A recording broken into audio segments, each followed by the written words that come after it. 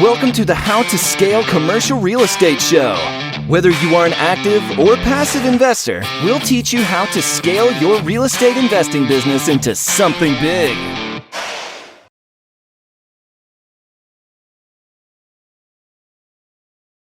Hey, Joe, welcome to the show. Thanks a lot. Looking forward to our conversation. Absolutely, man. It's great to have you on. Obviously, you're somebody who has gone from basically nothing in the real estate space to somebody with, I think you're what now, over $1 billion assets under management in a very short period of time, relatively speaking. So it's an honor to have you on. And I'd really, just love the same questions I ask everybody. Where did you start? Where are you now? And how did you get there? Where did I start? I started in Texas. We'll start with college. Started in Texas, major advertising, English minor, moved to New York City with $18,000 in student loan debt and the $30,000 job, which doesn't go very far in New York City. I was in East Flatbush, Brooklyn. For New Yorkers listening, for New Yorkers who are from New York, you'll understand what that comment means. For people who are in New York now but haven't lived in New York very long, you might think, oh, it's a up and coming area. It was not up and coming when I lived in East Flatbush, Brooklyn in 2005. Lived there for a year. My rent was about $750. My paycheck was about $750 every 2 weeks. So that math doesn't work out really well. Fortunately, I got paid twice a month. So I had $750 extra to pay for food and water and student loans and stuff. So needless to say, I didn't have money to invest out of college. I moved up the corporate ladder relatively quickly in advertising. I became the youngest vice president of a New York City advertising agency, ended up being on Wall Street. And eventually I was making $150,000 in salary. But I realized I wasn't fulfilled. So I wanted to pursue something else. I was about, I think like 28 at the time, 29 years old. And along the way, while I was climbing the corporate ladder, I had bought some single family homes with the money I'd saved. I kept my living expenses fixed. So I lived in East Flatbush, Brooklyn for a year. I lived in the East Village for 9 years. While I was in the East Village, all my friends made fun of me because I kept my same apartment. It was a 2-bedroom apartment, no living room, just a bathroom and a hallway and like a little nook area where there was a dorm style refrigerator. And that was about it. My friends made fun of me for living like a college kid. But I was saving money and I was investing that money into single family homes. I got up to 4 single family homes, realized I wasn't actually making the cash flow that I wanted because someone would move out and it would, the expenses to turn the unit, I'm talking like an apartment investor. I was a single family home, turn that house over and to get it make ready was like $5,000, but I was making $250 a month. I mean, that math doesn't work. So I decided I wanted to get into multifamily. So I read some books and, that's what interested me in multifamily initially. And then ended up doing my first deal, which did not turn out well, which, we can get into later. Right. Okay. So what was and obviously you said you read some books. I mean, maybe you just have exceptional, go out and do it. But, most people can't just read a book and then go buy an apartment complex. What did you do kind of in between even those phases? Good point. It wasn't as simple as just reading a book. Although I did read a book. I read Investing for Dummies, which got me into real estate. And then I read a bunch of books. I read Dave Lindahl's books. I read Commercial Real Estate Investing for Dummies. I read a lot of books. Sure. Equity Happens by I forget the Real Estate Guys radio show or radio podcast. That I like that book a lot. It's more towards single family homes, but I like the concept a lot. So anyway, I read some books. Yes, I attended some seminars, but ultimately I didn't make a move for about 8 months while I was acquiring knowledge, working at my full-time job.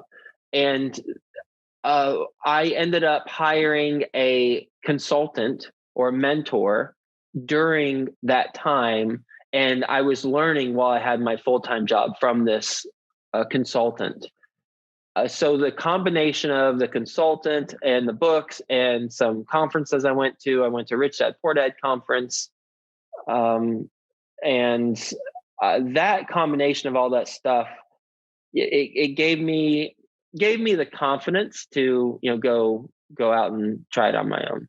Right. Okay. So you went out 8 months later, you bought your first apartment complex.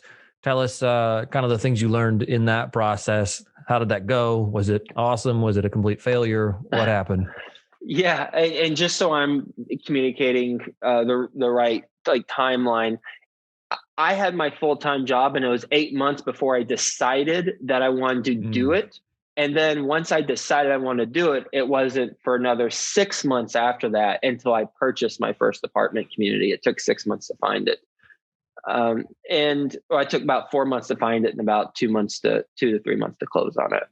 That apartment community was a disaster from a investment standpoint. The Cliff Notes version is that I did not do the right due diligence going into it. I didn't know the difference between economic and physical occupancy.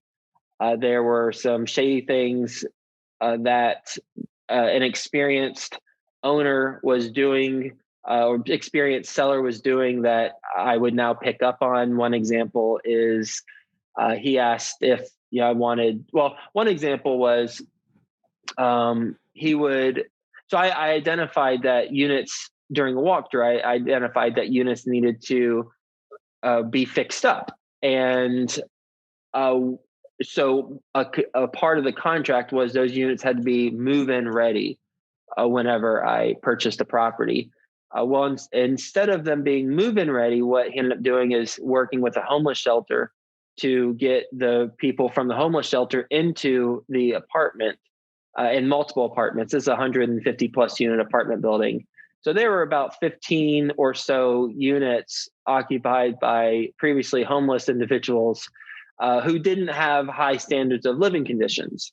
So they moved right into these apartments that were not move-in ready. Well, you know how the story ends there. They end up having to be evicted, and now the unit has to be turned in the proper way. And in some of those units, it was even worse than previous. So ultimately, my fault. Ultimately, I'm the guy who put this deal together, and I'm the guy who should have, even if that happened, okay, so it happened, but there's ways to protect against that prior to closing. You should look at those units that were newly leased. I mean, there's all sorts of stuff. Knowing what I know now, I do differently, but learned a lot of lessons on that. I lost money. I paid back my investors out of my own pocket, plus 14% annualized return out of my own pocket. Took a year and a half or 2.5 years. Memory's a little fuzzy on it, but I gave a call to I had 12 investors in the deal, gave a call to each one of them. I said, here's where we're going to net out. And here's what my commitment is. And then I said, I'm going to pay you however much I can every month. I don't know how much it's going to be every month until your principal's pay back plus 14% annualized return. And I did it, and, have relationships for life. And, someone asked me previously, that's great for, especially you had your eye on the long-term business of it. Man, I didn't care about that. It's just, I wanted to be able to look myself in the mirror. I mean, I wanted to be able to have my name mentioned in their presence in the future, and them say good things about me. Right. That's the stuff that I cared about. And, sure. Yeah, it definitely helps. One of the investors has invested with me over 23 times since then. So, long-term relationships. That's interesting. One, yeah, obviously keeping your eye on the long game is, part of this process. But for a new investor, someone that is scaling up the real estate portfolio, and you go out and you buy and what was the total acquisition? What was the size of the project? $6.3 million. Right. So a good size project out of the gate, you as a new investor go out and it's a complete flop. Like, I don't know that you could, make a worse flop out of the gate other than losing, large sums of money. So how did you retain, I guess, your resolve that, hey, this is the right asset class, I'm doing the right thing, and keep moving forward? I identified the issues, and it was me, quite frankly. The issues were that I was attempting to do something brand new all by myself. I had a consultant, but there was some misalignment of interests where he had introduced me to that property. I didn't find out until we closed on it that he got a referral fee for me purchasing the property. I basically was on my own, and I hired a property management company, but they weren't 5-star.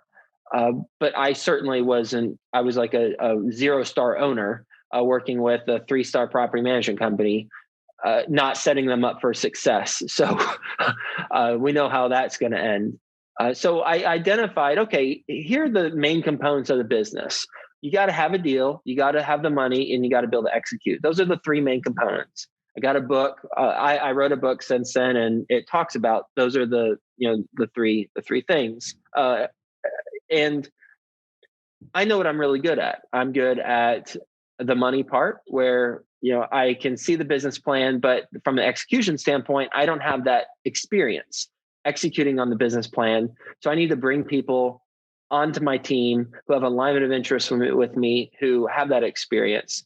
And same with finding deals. I am average at that, but in this business and commercial real estate, you cannot be average at anything. You have to be at least good, or better than that, in commercial real estate, because you're dealing with experienced teams and sophisticated investors. So ultimately, I just looked in the mirror and I identified, hey, here's what I'm really good at, here's what I'm average at, and here's what I'm not good at. So I shouldn't be the one responsible for those things that I'm not good at or average at. And I need to find a partner or partners to get together with, and then we can grow. And that's what happens. That's what happened with our company. I met my partner, and we focus on some overlap, but primarily we focus on our areas that we have a specific expertise in, and we don't get in each other's way. We really complement each other. Right. And walk us through. So during that 2.5-year period, you continued to buy other assets, and then you also found your business partner. How did that relationship develop?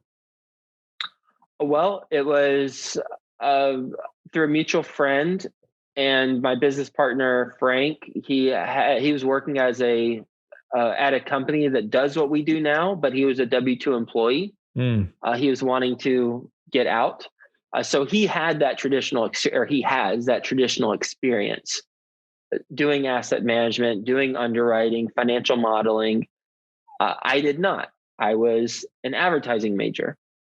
I had a more entrepreneurial background. So when he had identified an opportunity in Houston, but he needed some help with being able to get it to the closing table. So that's when I actually introduced him to a couple people, and they passed on the opportunity. I believe it or not. And so I got a little pissed, because I saw a lot of me and him, in that when he was getting started, people weren't giving him a fair shake. And so I said, you know what, this is a good opportunity. I looked at the deal. I looked at the numbers. Yeah, let's try and do this thing. And so that was our first deal. Bought it for 15.1 and appraised for 23.6 after 15 months of ownership, and sold it and did really well for our investors. Yeah, absolutely. And so, I mean, I think that's one of the things that we commonly struggle with is the, development of those key partnerships. I think, a lot of us get out here, but we don't know how those are going to develop or how to even develop them. Because obviously we got to play to our strengths. And like you said, let others handle our weaknesses. When you and Frank first did this deal together, did you see this as a long-term relationship, or was it something like, hey, let's just do this one deal and then see what happens? Do the one deal and see what happens, and then it works out. As clearly, we don't see any results from the deal in the short term because that's not real estate. But when I say it works out, I mean the rapport that we have, the trust that we have, the really the trust and rapport in our communication styles. I call him right now; he'll answer. He can call me. I give him a little text that says I'll call you back as soon as this interview's over. But Sure. like we are, it's very important for me to be able to be in touch with team members and vice versa. So I think it's just being able to see some things that are important to you as an entrepreneur, as a business owner, as a real estate investor, and make sure that that partner has some of those similar qualities. And if they do, then great. The beauty of this business is you can do a deal and exit stage right and not do another deal with the person. And that deal can, still do well. You just didn't align with, maybe, your character or just communication style or whatever else. But if it does work out well, then you can actually use that first deal and build on it and keep building, more momentum. And that's what we did. We've Right. done we've done 31 deals now. That's fantastic. That's fantastic. And so at some point along the way, you guys said, hey, let's go ahead and then start Ashcroft Capital. Or did you Mhm. start that out of the gate when you did the deal in Houston? It was not out of the gate. It was, I think I was Fairless Investing and think he was Value Add Investments. And Ashcroft was, I want to say, deal 3 or so, maybe deal 2. Okay.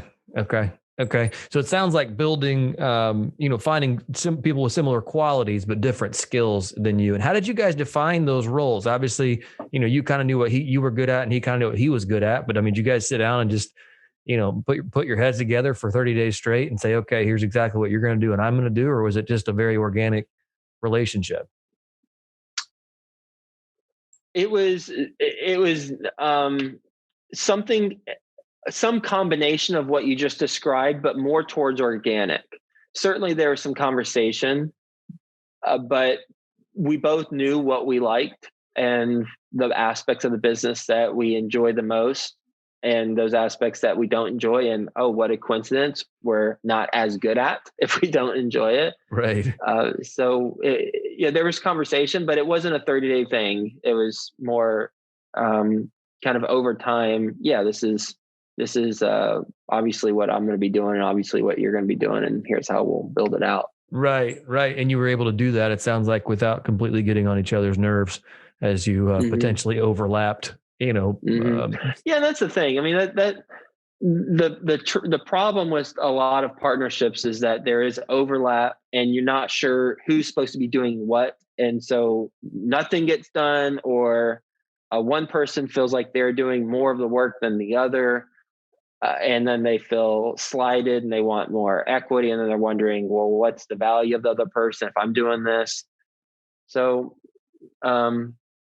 being clear on who's doing what, whether that's however that needs to take place. For us, it was certainly we've discussed it, but it just made a lot of sense. And it was assumed after after we were doing a deal. It's like, okay, well, you're really good at this, and I got some skills here. Gotcha. So moving on from you and how Frank kind of built that, what were some of name 3 or 4 of the first key hires that you guys brought on in order to grow your business? Well, I'm a huge fan of hiring an administrative assistant or an executive assistant as your first hire, because ultimately, as an entrepreneur, you are doing a lot of stuff that isn't worth the amount of time that you're spending on it. I mean, you should be focused on building the business, connecting with other people who could be influential. In your case, doing a podcast, building your foundation of the thought leadership platform. And you shouldn't be doing other things like scheduling calls and scheduling meetings and filling out this paperwork and doing this research project that someone else can do on an hourly basis. So that was my first hire. It was a right-hand person, executive assistant, administrative assistant, whatever you want to call the person. And I suggest that as a first hire. And then the next important hire, they're all important hires. The next hire, just chronologically, was director of acquisitions, because that freed Frank up to focus more big picture on the business versus going to chase deals. And he'll tell you that our director of acquisitions is better at it than he is. Now, Frank is supremely talented, but our director of acquisitions he's just incredible at what he does, and he specializes in it. So that took us to another level because of the right hire that took place. It's a scary, I'd say it's scary at the time, because if you're hiring quality people, then you're paying them good money, and you're betting on yourself and the business, really, because as I mentioned at the beginning of our conversation, I didn't have any money starting out after college. So what I've made is what I've earned. So whenever you're building a business from scratch, you don't have the money to fall back on. So you're really betting on yourself, and not only yourself, but you're also betting that, hey, this business model that we're doing, others are doing that, and it's working out for them. So if I follow those similar steps, then it's probably going to work out for me. And if I do some other stuff that they're not doing that I know is proven to also do well, I think we've got something here. So we're hedging our bets too in that regard. Right. Man, so that's awesome. That's awesome advice on how to grow a team and just the things to look out for as you get started in this business. Let's jump into the final four. If you were to distill everything you know, and that's probably a lot as it pertains to commercial real estate, but distill everything you know down to one single piece of advice, and you were giving it to an aspiring investor, what would that one piece of advice be? Service to many leads to greatness, Zig Ziglar. Because the more, with your podcast, you're serving more people, the more you serve. The law of reciprocity is a real thing. And the key is to find a scalable way to serve the right audience, and the way that they can consume that content or consume that service or a product that you have that adds a lot of value to their life. And when you do that, things work out. It's might not be how you envisioned it, but you keep serving people, you build those relationships, and it's going to work out. Right. Oh, that's great. What's one thing you're currently doing to stay on top of your game? I am reviewing a 250-page book that is going to be published, and who knows? I've been working on it for 2 years, but sometime in the next 6 months. It's for passive investors, best ever passive investor guidebook, or I'm not sure what I'm going to call it by the end of this, but That's lots of interviews with investors on things that have gone wrong from a passive investment standpoint, going through the whole process of how to evaluate a passive investment opportunity, and just, when you teach, you learn. It reinforces stuff. So that's what I'm doing right now. Gotcha. And when it comes to giving back, what's one way you're making the world a better place? Bestevercauses.com. I have highlighted and I personally donated to over 35 nonprofits, and they're people who submit nonprofits that they want highlighted. So I live in Cincinnati, but we've promoted and I've personally donated to nonprofits in India and Philadelphia and all over the place, all sorts of different causes. And that's something that is, it's something that's quite frankly easy for me to do. So it's not that fulfilling because it's it's easy to donate $1,000 and it's easy to have my team put it up on the website.